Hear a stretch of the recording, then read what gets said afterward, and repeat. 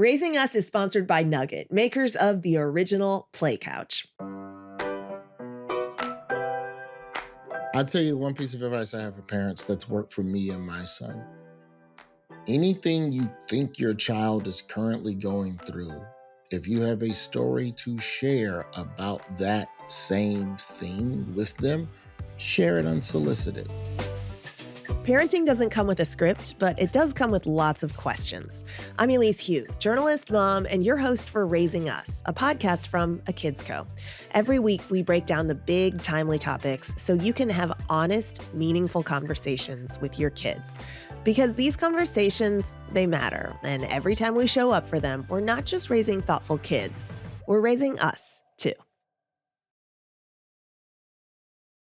In this episode, we're taking a closer look at passing on advice and life lessons that really stick. Sometimes it's hard knowing what to say or how to say it when we want our kids to grow up confident and kind, ready to handle whatever life throws at them. Today, we're excited to be talking with comedian, actor, and dad, Roy Wood Jr. His new book is called The Man of Many Fathers, Life Lessons Disguised as a Memoir, and he'll share some of the best advice he's received over the years, what he's been passing on to his own son, and his thoughts on what makes life lessons truly meaningful for families. Whether you're thinking about the big talks or just those everyday moments, Roy is packed with insights and his own stories to help parents give life lessons in a way that resonates and maybe even makes you laugh along the way. Roy Wood Jr., welcome. Hello, how are you? I'm great. We're excited to have you and talk about The Man of Many Fathers, your new memoir. Congratulations. Well, thank you very much. It's just a book in the English language. It's not, well, it is hard to write a book. It just takes forever. But, Yeah, that's it's right. not And like it's I a lot learned of it time overnight. alone with your thoughts. Yeah, which is also an interesting part of it, Mm-hmm. that things about yourself and other family members that you have run from, you are now forced to reckon with That's right. That's right. for the best in the long term. But it's mental cardio is probably the best way to put it. That's why they say writing a memoir is not easy. You share a lot in the book about your different father figures who shaped you, your own father, who was a voice of the civil rights movement. What were some bits of advice from your own dad that have stuck with you? I'd say the main thing was you'll always be worth more from your neck up than you'll ever be from your neck down, which I believe was my father prioritizing intellect over physicality when it comes to like chasing a career in athletics versus getting book smarts. My father, my pops had an accident, very terrible accident when he was in high school, when he was hit by a car and it messed up his hip in a way that he walked with a limp for the rest of his life. So he never knew athletics. That's your prime run, jump, tackle era, 14, 15 years old. And so that didn't happen for him. And that's part of what drove him into radio. Um, and I think he found more value in himself in that regard than he ever would have in the physical. And, when I think a lot back to my own life, and I was never really athletic in the least, but I do think that, it's the one thing I do try to instill in my son. It's like, hey, man, get some smarts, use your brain. Your brain will get you further than your body. Unless you're Steph Curry and you're making $40 million a year guaranteed. But other than that, If you were not Steph Curry, then yeah, use your brain. Okay. yeah.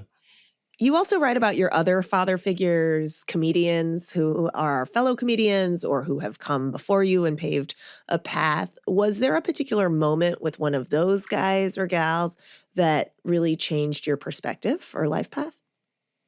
I feel like we as a society, we think about guidance and mentorship and advice as this hollowed Yoda to Luke moment where I'm giving you information and you must now absorb. Sometimes you just watch somebody snort cocaine in a comedy condo in front of you and you go, I'm not going to do that. Is that not advice? Is that not learning? So my approach to this book was about the lessons I learned, not necessarily how I learned them. Like it's not like every story within the book is not like a chicken soup and it's and the warm and heartfelt. There are a lot of lessons I learned through observation that to me um were just as valuable, and I don't think there's any way anyone could have told me about those. Like the idea of seeing a comedian at the top of his game and then seeing him a decade later when things aren't going as well, to finding out a year later after that that he killed himself. There's a lesson in that. And understanding how that applies to me and how that applies to the advice that I would want to give my son, those things all matter. And so if we go to a specific moment, it could be something like that. I've there have been days where I have opened for comedians who have been in bitter custody battles and watched their children backstage while they were on stage performing. You've got a 6-year old in a comedy club at 10 p.m. on a Friday night. And if your wife finds out that the kid is here, you're going to lose custody. Well, excuse me, the ex wife or whatever. So, I think one of the biggest lessons I learned from just opening, and for perspective also, I started comedy when I was 19 years old. So the first 5, 6 years of my career, I'm opening for men twice my age. So you're just getting immersed in the deep end of infidelity and custody battles and alimony and guys with no cars and men with two wives. And like, I didn't seen it all. And I know that one consistent thing was I don't believe a man can build without having some degree of stability. The idea of, they say who you marry is the most important or whatever. It could also just be who you date, who pours into you. And, I think one of the biggest lessons I learned on the road was the value of a good partner and how corrosive it can become if you start making wrong choices around romance. Hmm. How did learning all of these lessons starting so young, you mentioned you started at like 19 on the road. How did learning so many of these lessons so young influence how you saw yourself as you were coming of age, as you were kind of getting into the age of partnering up and having a relationship and starting a family? Those lessons start to come back into focus once my son was born. My son, me and his mother, we were together at the time and been together a couple of years before he was born. So there was some familiarity there, and we were growing as a unit. I think around that time is when you start really looking at, oh wow, that person doesn't stress me out. We're not really in a lot of shouting matches with each other. Okay, okay, that's cool. That's not that bad.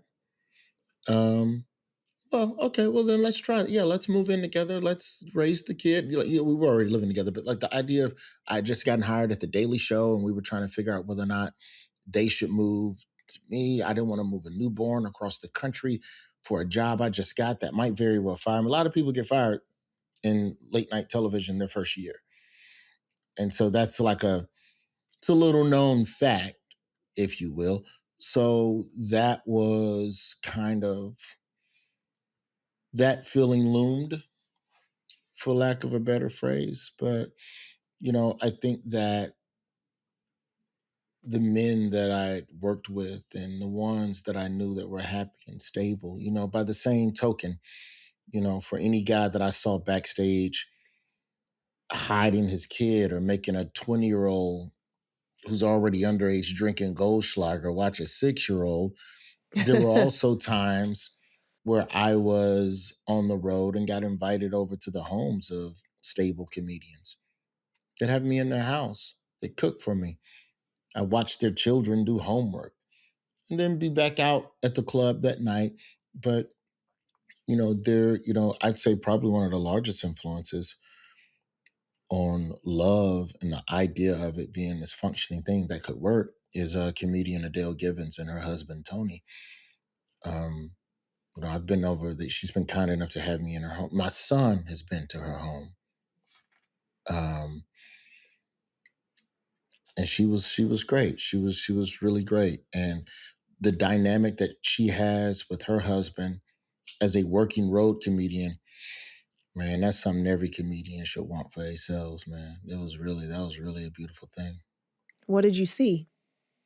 I saw two people who were really engaged with one another. You know, Tony, supports her in every way, but what I noticed with her that I don't have the ability to do, I'm getting better at it, but I don't have the ability yet, is that when Adele is home, I can tell that the entertainment comedian switch turns off. She's a wife, she's a spouse, she's a mom. She in there cooking and marinating brisket and shit. Like, in my mind, a comedian at home, like, you supposed to be eating popcorn, playing video games, eating a little Caesar hot and ready, listening to your set from last week, Uh-huh. but not Adele Givens. Like, don't get me wrong, she still does all the things she needs to do to prep and, get tight for But she can separate her yes, performative life from her yes, home life, it sounds in a like. way that my brain just could never comprehend. I've tried and just can't comprehend. This podcast is brought to you by Shipped. Shipped makes the holiday season more joyful by helping you save time with same-day delivery on everything you need. It could be groceries, decor, gifts, and so much more from your favorite local and national stores like Albertsons, Michael's, Target, and PetSmart. There are quality shoppers with Shipped who handle every order with special care, and they'll text you with any substitutions if they can't find your product or any special requests, so you get exactly what you need. You can find a variety of products and stores available for delivery with Shipped, so definitely consider using it. It makes gifting easy with same-day speed, nationwide coverage, personalized service from shoppers, and affordability. Members get no delivery fees on orders over $35. There's lots of ease and convenience of using Shipped for holiday shopping and for groceries during the holidays because we still need to buy food. Text your shopper festive napkins only or no pumpkins after November 1st. Lots of really specialized instructions. They can handle it. Save even more during the holidays with Shipped's exclusive savings event, Season of Savings, happening from November 16th through December 28th. Shop tons of deals, including member exclusive savings all season long. Terms apply. Download the app or order now at shipped.com. That's SHIPT.com. Let's switch to parenting. The inspiration for writing this memoir, if I have this correctly, was your son, who is 9. When you talk to him about difficult choices or life challenges, what is your approach to making those lessons really resonate with him? The main thing I try to instill in my son is an attitude of resilience. That's it. Life is going to punch you in the face. So you need to be prepared for how you bounce back from that. The one thing I've tried to drill into him early on is that, life is baseball, life is Legos, life is chess. If you understand those three things, then you can understand life and you can understand how you're supposed to approach everything. And I think that so far he seems to get that lesson. It doesn't feel good to get punched in the face, but I can see certain instances where he might have been frustrated with something a little faster that now not as much. He's definitely a little bit more chill on, and that's a beautiful thing. For me, that's a really important lesson for him to learn. Break that down for us. Life is baseball, life is Legos, life is chess. Yeah, baseball teaches you patience and how to forget failure. Most baseball players suck. 3/4 of the time they suck.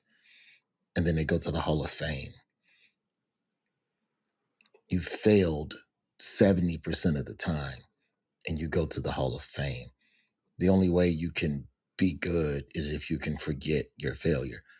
It's about repetition and trusting the technique.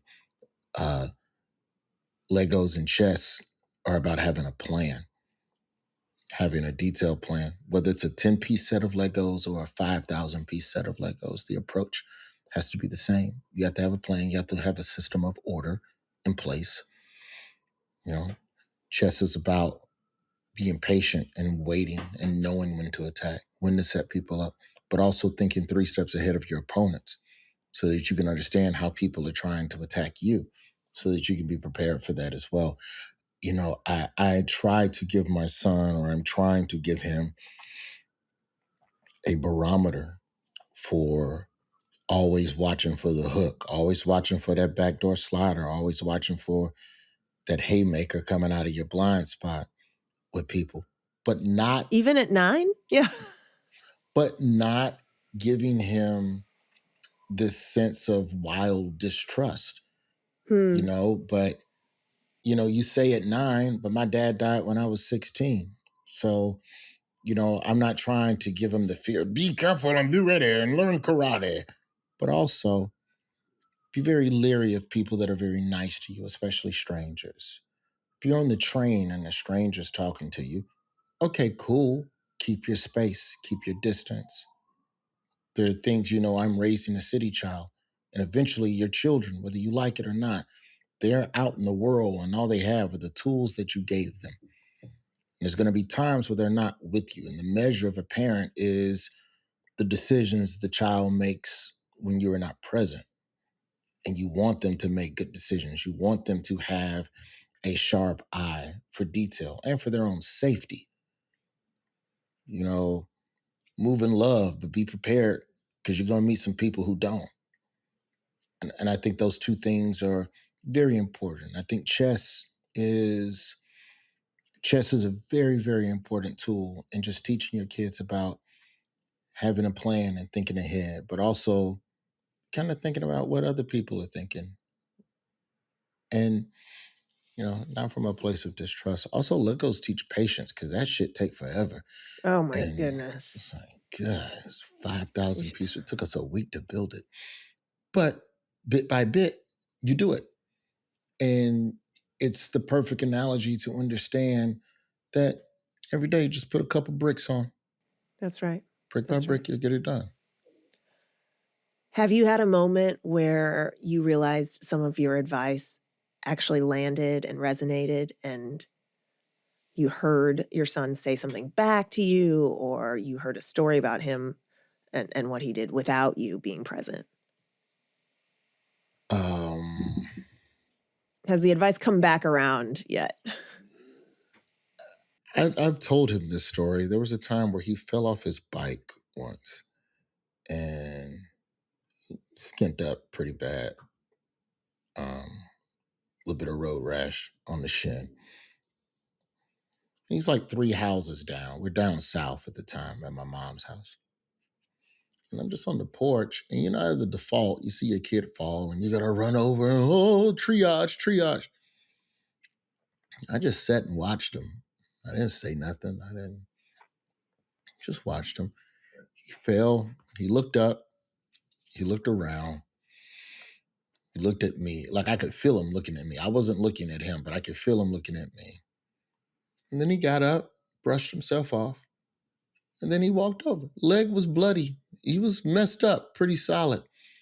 And this wasn't about like teaching them to take the pain and tolerate pain, but the idea of him getting up and immediately going, okay, how do I solve this problem? Well, I'm bleeding, so I need to get back to the house and get some gauze. All right, let me get up and do this. For sure was, crying like his eyes were watering, like Yeah, it wasn't of a course, of comfortable course. experience. But in terms of being able, as best he can, to try to think clearly in a time of crisis, that is what I hope for my child, because you're going to have these emotional calamities. Um, and you want to make sure that you aren't leaving them in a space of expecting to be saved every time. Yeah. Yeah. I like that. Which leads to my next question, which is what is your take on parents balancing guidance with giving kids enough space to learn and make their own mistakes? um, you got There's a to give lot of them space. hovering, or Yeah, you tendency to can't. hover. So. Yeah, you can't hover, but you also have to let the kids know that you're there for them. I have found a lot of success in being able to just talk to my child and ask them directly, was there anything you needed? What could I have done different? Kind of give them a chance to Yelp review you Mhm. once or Mhm. twice a month. And that helps. But, I think hovering at the end of the day, you're not helping, Now, granted, I speak from a place as a latchkey kid, so that's a much different approach. Like latchkey is almost neglect. It was a different generation. Yeah, yeah, but it's neglect. But it's like I get it. You're in law school and grad school to make more money to get the degree to get us out of this space. So I understand. I'm not saying I was neglected or not taken care of, but I think if you have the opportunity to teach your kid how to, if it's wash dishes, do their clothes. I remember going to college with cats who had never done laundry before, Mhm. never done yard work before. They never put in no elbow grease. That cripples a child, in my opinion, when it comes time to do better. There have been instances, though, my son's going to be okay, or at least he's okay so far. There have been instances where I've seen him be very kind to other students in scenarios that did not require or demand or call for it.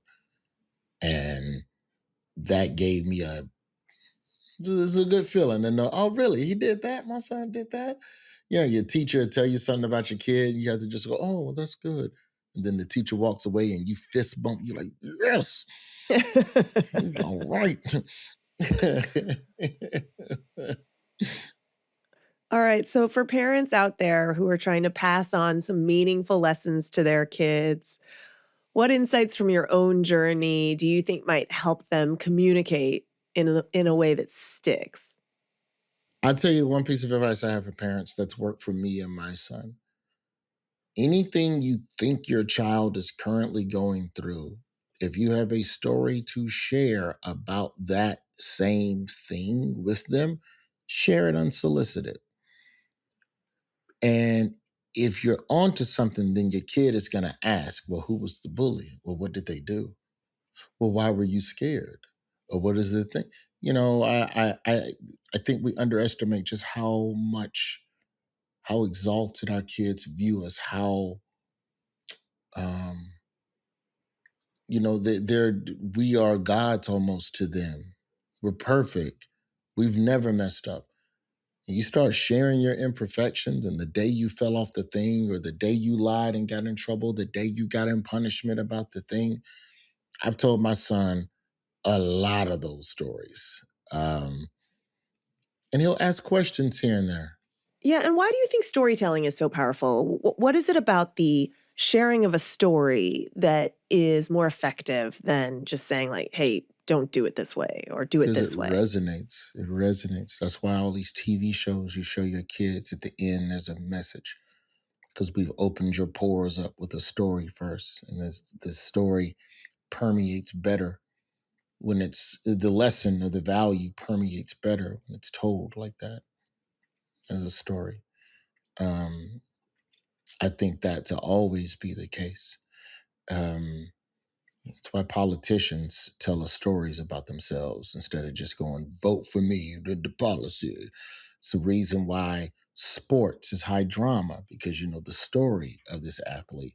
Half the time you watching the Olympics, do you really care about rifle skiing? That's not what it's called. But like there's always a sport you have never watched ever, and they go, this person didn't qualify last year, and this is their last year doing it, and their grandmama is here, and their grandmama's watching, and this is a granny's last day on earth, and we're gonna see if they get them. Now you're invested, and Yeah. it's the story, and I think that's why stories matter. And I think if you tell your kids relatable stories, it lands better than preaching. It's part of why religion is so prominent, because it's a lot of great stories.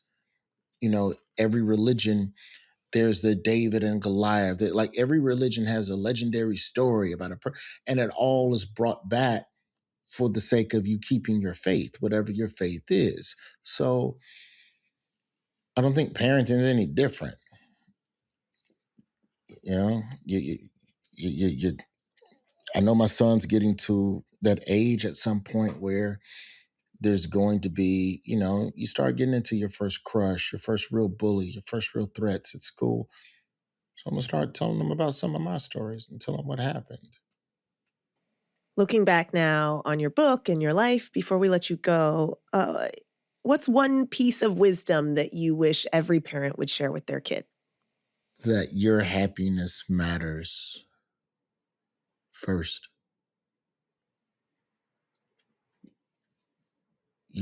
I want to make sure, and we live to help other people, but if you're not pouring into yourself, how can you be a vessel ever to other people? I think for me, that's probably the biggest one.